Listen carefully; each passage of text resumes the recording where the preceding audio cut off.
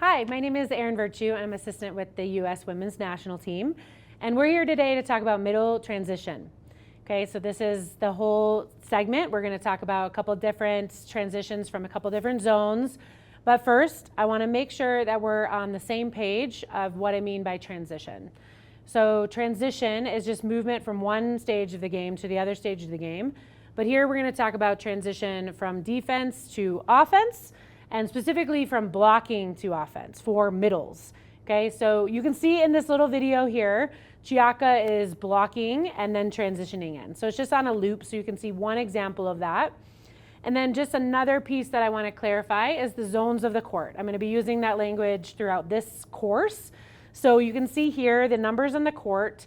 You have in zone number 1, that's right back, the very top of the screen, that picture there is the net. So zone 1, 2, 3, 4, 5, and 6. We're going to be talking about zone 2, 3, and 4 a lot today, but I'm also going to reference zone 1. So if we need to go back, just rewind. You can go back to this picture or take a little screenshot so you know. Zone 2, moving to our right, blocking. You can see in this video here, Chiaka's blocking in zone 3, for example, and then transitioning and attacking back in zone 3. So that's the language that we'll be using today.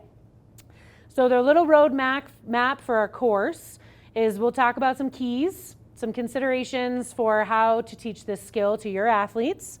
Then we're going to work through transition to zone 4, transition from zone 3, transition to zone 2, and then also transition in a free ball. And I'll also prompt some questions for you and your staffs to talk about too, of what kind of system do you want to run and how do you want to manage that in your system. Our system, your system may be different.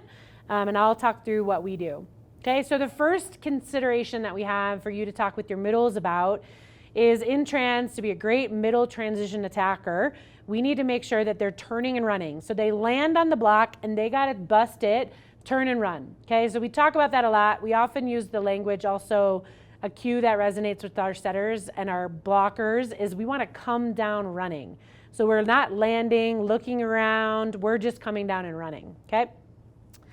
The second key is to make sure that we have a good angle of approach. So what we found in our gym is if we can angle our approach, we can be set from a bigger range. So if the setter starts to come off the net, we can have more range in which that setter can deliver the ball to the middle. So we want to come down at an angle. And where we talk about that is the point of preparation. So where do you want your middles, when they're turning and running off the net, where do you want them to go? So for us, we want them to go where they can attack at an angle. That for us is a better approach for them. So when we have a point of preparation on the court, it's often just outside of zone 3, almost on those edges between 2 and 3 and 3 and 4, so that we can get a good angle. Okay, so that's something that you and your staff can talk through. The third, we want to see the dig and make a call. Again, in the USA system, our middles are making the call in transition. So we may have a good plan in our scout and how we want to attack China or whoever we're playing, but we want to make sure we're seeing the dig and making a call. And that's, again, the onus of that is going to be on the middles that are approaching in. Okay. The last thing, and we bonus this in drills, we talk about this all the time of how do you get the grind from your middles. So that's all sorts of ways you can, anytime we give an extra point in our drills and our games, activities we do, if we can give a bonus for a middle transition kill, even a middle transition attempt, they're going to grind even more. So that's just different ways you guys can think through that of how to get your middles more involved, and even if they're not getting set. So the grinding, the ethic, the work ethic of your middles in this skill is going to be massive. So the first thing that we're going to look at in this segment for middle transition is when we transition to zone 4. So your middles are moving to their left and we're going to transition off. We're going to be running straight off the net here. You'll see in these videos there'll be some men's national team and women's national team. So whether you coach boys or girls, we're working and you can see they're turning and running off the net. So that's the first key that I want you to look for is them turning and running off the net. Okay, we're getting 3 steps off and 3 steps back on. Number 20 in white here, turning and running off the net. This is David Smith. He's one of the hardest working middles that I've seen in the men's game and the women's game for that matter.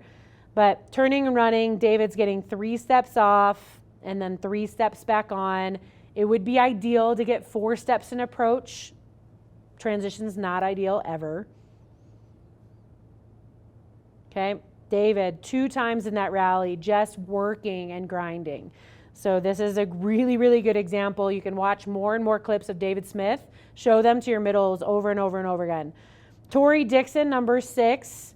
What I love about Tori in this is she gets her eyes to the digger, seeing the dig really, really fast. Okay, so you can see her, she's open and she sees number 17 digging the ball, our libero in this situation, and she makes a call. This next one is on the far side, number 24, Chiaka. This is a great example of a point of preparation. So the angle of approach, you can see Chiaka, as she turns, she gets into the angle. Okay, so that's a great one to watch and show your athletes of how to get a good angle of her approach. Okay, so that's transition from zone 4, a couple different variations, a couple different lenses to look for. It's a break. In this next segment, we're going to look at transition from zone 3. So this is most often after we block a quick, a gap, we call it a gap or a tight quick, something in the middle of zone 3, or a back row attack, a bick or a pipe, something coming in a back row attack where we're jumping from zone 3. So the way I like to talk about this with our middle blockers is we always want to turn to our right. We're going to see a lot of different variations. Every once in a while, we're going to have to turn to our left. But we're turning to our right. One way to look at that is if you're driving a car and you're eating a sandwich and you're playing with the music and you're talking to your friend and we're multitasking, the more decisions we have to make about what we're doing, am I turning left, am I turning right, do I have to look up first, what am I supposed to do, the slower we're going to move. Okay, so if you're working with the athletes, try to simplify it for them. So we're going to turn right, we're going to get into this point of preparation when our setter's front row. The less decisions we have to make, the faster they're going to move for you. Okay, so we'll see some really good examples of that. 3 off, 3 on, just like we just watched. 3 steps off, 3 steps back on. We'll start with number 24, Chiaka. We'll see her. And look at this really nice angle. She turns to her right, gets into her angle of approach. Chiaka has a nice range for our setter to set her. This is a nice zoomed in angle here. 3 steps off. And then 3 steps back on. Again, if she has time, 4 steps are better than 3, but we're getting off and on, getting past that 3-meter line. Here's a great example. David Smith, even though he's closer to zone 2, he's still turning to his right, seeing the digger, not trying to play music and eat sandwiches at the same time, just getting off the net. Okay, 2 awesome examples of that. Take a break. In this next segment, we're going to be looking at middle blocker transition to zone 2. So when we're moving to our right, and in this situation, coaches, this is where you're going to need to look at your system. Is the setter front row? Is the setter back row? How do you want to transition? I'm going to show you 2 variations. One will be our middles moving straight back towards zone 1 when they block to the right towards zone 1. And then the second will be they're moving actually towards zone 3-4 seam. So they're moving across the net. So those 2 variations, you'll see a couple different ones. Talking to a lot of coaches, there's different philosophy on both. What we find is when we're playing against teams that are really fast, so Japan and Thailand, if you're playing against a team that's running fast against you, your momentum, your middle blocker's momentum is going to take them straight off. It's going to be a lot more difficult for them to move to the seam between zone 3 and 4 if they're blocking a fast offense. If you're playing a team that's slow and you have lots of time to block and land balanced and then change direction to move to your left, you can have either variation at your hands. So our team is most often choosing this first variation that I'll show you because we're playing against teams that are really fast. Okay, so that's a little bit of a reason why we chose one over the other, but you got to see what's best for your system. Okay, so here again we're transitioning 3 off, straight back to zone 1, and then 4 steps back on. Okay, so let's look at David Smith's footwork here. Straight off, 1, 2, 3, and then 1, 2, 3, 4 back on in his approach. I love this move, similar to an entry point for rotation 2. We get a long 4-step approach here, but this is one of the toughest moves to make. We got to make sure that we're really doing a good job seeing the digger in this space too, because everything's happening. Your whole transition move is happening behind your setter. So seeing the dig, making a call is massively important. Here's Max Holt, number 12. Again, straight off. This is a good example of where the offense is fast against Max. So this is a really fast set. He's got speed against him. He has all of his momentum going, and he just has time to get off the net to be able to get back on the net. So he runs a back one in this situation. Okay, on the same side, number 4, we're going to be looking at his move here. Again, looking straight off for Jeff. And here's a really good example of seeing the dig. He gets a good ID and makes an incredible move to this ball, but he's just involved in the play, and sometimes that's all you need. So he doesn't have much block against him because he is grinding more than the opponent in this situation. Okay, so he does a great job seeing the dig. His setter, Micah Christensen, makes a really nice move and heard his call, no doubt, because everything's happening behind the setter. So we got to make sure we have a really good voice here. Okay, we'll see an example. Haley Washington, number 22. Now she's front row with the setter. And in this situation, we'll see her transition into a slide. Okay, so she runs straight back to zone 1, transitions into the slide, does a really good job getting a good point of preparation. We'll see it again. And this is, again, another thing that you can have as an extra point. Did we get a transition attack? Did you get past the 3-meter line? Bonus point. Doesn't always have to be on a kill. Did you get off the net? Did you make a call in transition? All these things we give extras for in our gym because now we're bonusing the effort. Okay, here's the second variation. We're going to watch number 4. He's going to try to prep into this zone here, zone 4, zone 3. This is a tough move. We're getting steps off, 4 steps off, and we're going to make a turn and then 3 steps back on.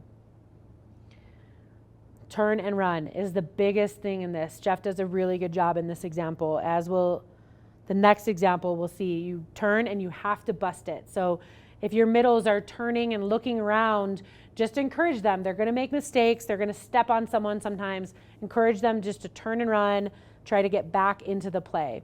Mitch Stahl does this really, really well here. Just right away, he bumps with Matt Anderson a little bit, but he is off the net fast, so he can get a good point of preparation. Here's Max Holt, number 12 in the red. Again, does a really good job. Max actually has a little more time. This is a really high dig. And again, we've talked about this before. In perfect situation, we get 4 steps on. Max actually gets a chance to actually hold in his point of preparation before he makes his approach. So we saw those 2 variations. And so now you and your staffs can have that discussion. What's best for you in your system? Do you want your middles coming from behind the setter? Do you want them to try to always work to zone 3?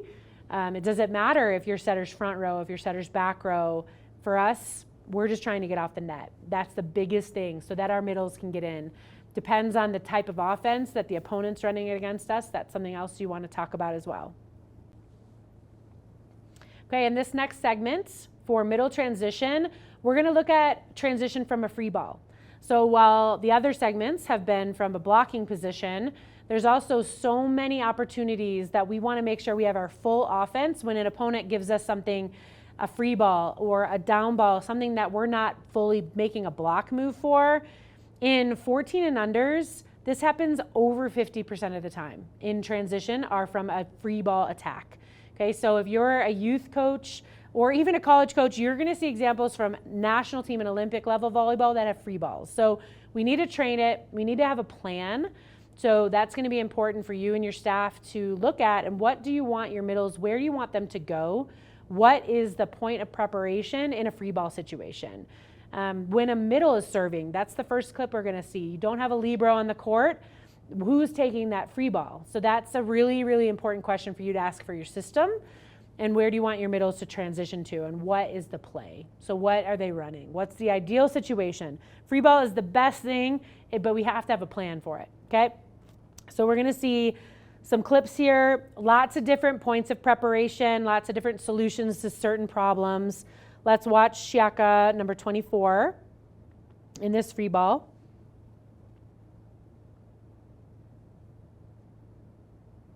So we had a middle serving. You'll see that. So we had our number 23, who's our outside hitter, pass this free ball. Chiaka does a great job just getting out of the way, honestly, and then actually finds herself moving behind Kelsey to get to her point of preparation. We want Chiaka on a slide in this situation. So she does a great job of just being aware on the court. But for her, getting off the net is the massive important part of this example.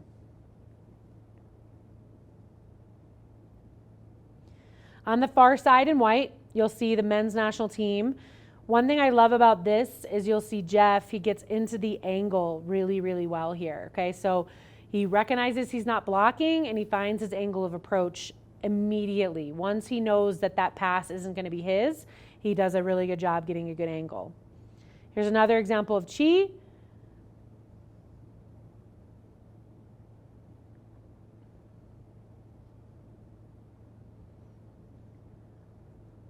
So I want you to recognize in this clip as it plays a second time, as soon as this free ball comes over, she gets her eyes to the passer.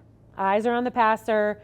She knows she's not in the way of the passer, so that's going to be important for you to work with your middles on. And again, that point of preparation is massive. She knew she wants to get in a good angle, so she gets a good preparation. Okay, here's David Smith, number 20. So this is a great example too. David takes the pass here. So David passes the ball when Eric, their libero, is right behind him. So this is another system piece you're going to have to look at, and we have to train our middles to be able to pass. If that ball's in their approach, we want them to pass that ball. Instead of trying to get out of the way, then they're not an option. Okay, so we'll see another one here from Chiaka, number 24 in blue. Here she does a really good job. Again, we want her on the slide, so she does a good job getting a point of preparation behind the setter, so she's a good option on the slide. So she gets off the net first, recognizes she's not the passer, then gets out of the way, and then is an option on the slide.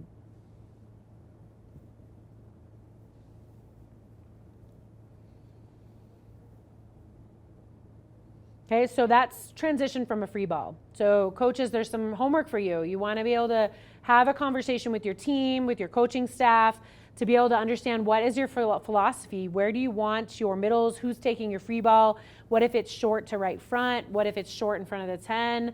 Where do you want your middles to go? What's the ideal situation for your middles in a free ball?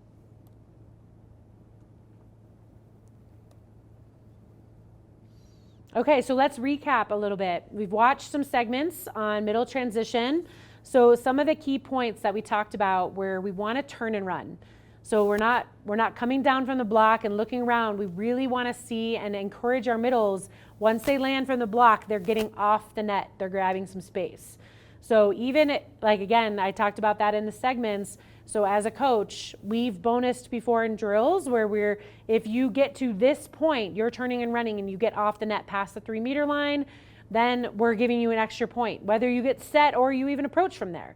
So we just want to really, really encourage our middles to get off the net. So then they have an opportunity to get into a good angle, a good point of preparation where, when they run off the net, where do you want them to run to? So that's another question you have to answer. You saw some examples from our systems where we want our middles to be in an angle, where we want them prepping from. And now they're off the net, they have to see the digger and make a call. They're sometimes behind the setter, in front of the setter. What do you want them running? So for example, in our women's national team, our setters, our offense, we talk about what is our transition plan. We have a plan, but the middles are the ones that can adjust that plan as the game is not perfect. The game is fluid. The middles will make the call, okay? So that's things you can talk about in timeouts. That's things that you can talk about between matches, between games, before the match, okay? We need to know our plan. And the last thing is we got to keep encouraging our middles in ways that our staff, that our coaches, that we got to really cheer them on, honestly, when they're doing a great job, just working really hard. So the grind part of middle transition is massive, and we don't get anything else if we don't have them working hard, okay? So that's got to be really important in your gym, and we have to be able to reward that as well.